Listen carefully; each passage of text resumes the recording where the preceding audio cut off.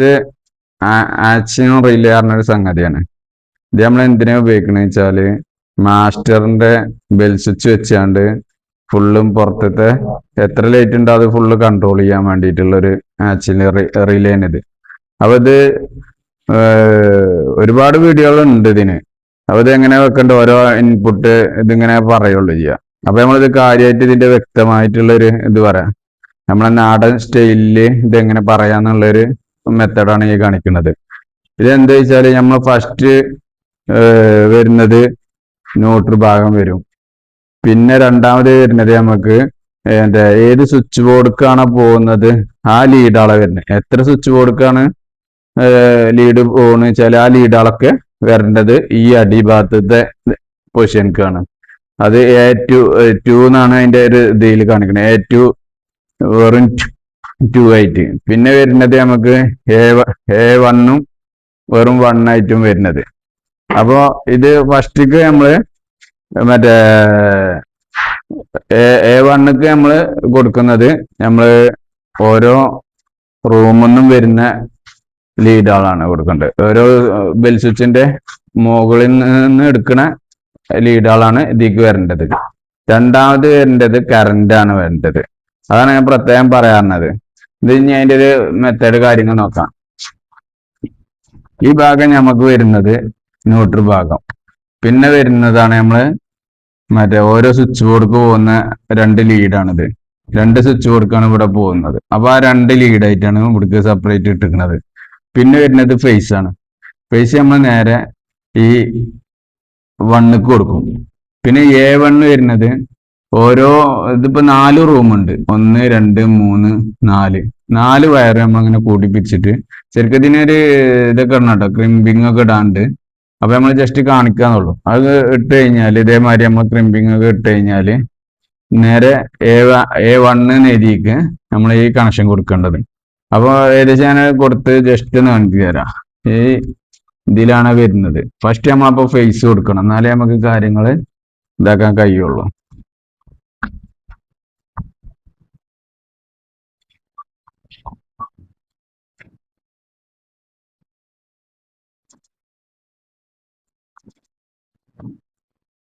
അപ്പൊ നമ്മളിതിങ്ങനെ പിടിച്ച് കഴിഞ്ഞിട്ട് ജസ്റ്റ് ഒന്ന് മടക്കി കൊടുത്താൽ അത്രയും ടൈറ്റ് കിട്ടാൻ വേണ്ടിയിട്ട് കേട്ടോ.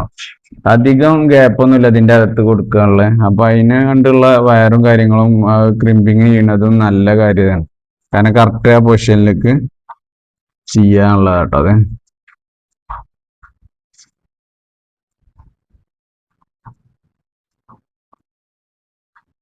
അപ്പൊ നമ്മള് ഫേസ് കൊടുത്തു.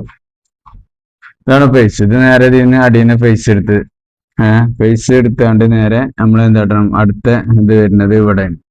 ഇതാ ക്രിമ്പിങ് കൊടുക്കുമ്പോൾ അതിന്റെ വൃത്തിയും കാര്യങ്ങളും അത് വേറെയും വരാണ്ട് കേട്ടോ. അപ്പൊ ഇതും നമ്മൾ ടൈറ്റ് ചെയ്യണം. A1 ഇട്ടാണ്ടാണ് ടൈറ്റ് ചെയ്യുന്നത്. ഉണ്ടോ? അപ്പൊ ഇതും സെറ്റായി. ഇനി അടുത്തത് നമ്മള് ഫസ്റ്റ് ഈ വയർ വരുന്നത് നമ്മൾ ഓരോ സ്വിച്ച് ബോർഡുക്കും പോയ ഇതാണുള്ളത്. സ്വിച്ച് ബോർഡുക്കും പോയ വയറാണ് ഈ 2 ഉള്ളത്. ഇതിപ്പോ ഒന്ന് അടുക്കളയ്ക്ക് പോവും, ഒന്ന് മാസ്റ്റർ സ്വിച്ച് ബോർഡ്ക്ക് പോവും. അങ്ങനെ ഓരോന്നാണ് ഇത് പോവുക. അപ്പോൾ ആ സ്വിച്ചിനെ തന്നെ കൺട്രോൾ ചെയ്യാൻ വേണ്ടിയാണ് അടുക്കളയ്ക്ക് ഒന്ന് ഒരു ഇത് പോകണം കേട്ടോ.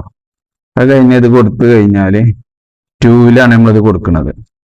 അത് കഴിഞ്ഞ് നമ്മളൊരു ഏകദേശം ഇതില്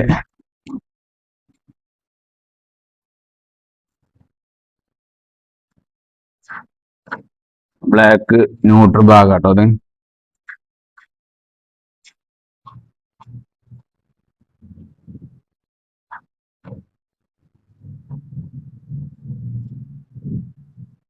നാടൻ ശൈലിയിൽ പറയുമ്പോൾ ഇങ്ങനെ നമ്മൾ ചെയ്യാം.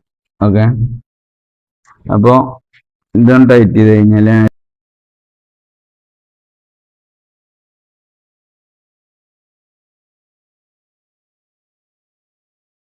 അവിടെ ബെൽ സ്വിച്ച് ഓൺ ആക്കി കഴിഞ്ഞാൽ ഇത് മുകളിലോട്ടാവും, ഓട്ടോമാറ്റിക് ഇത് താഴോട്ടാവും ഒന്നുകൂടി അമർത്തി കഴിഞ്ഞാൽ.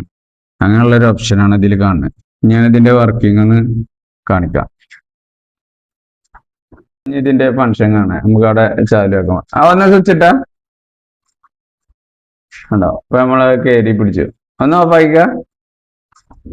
ജസ്റ്റ് അത് ഓഫായി. അതിന്റെ സൗണ്ടും കാര്യങ്ങളും കറക്റ്റ് ഉണ്ട്. ഒന്നുകൂടി ഒന്ന് ഇതാക്കിട്ട്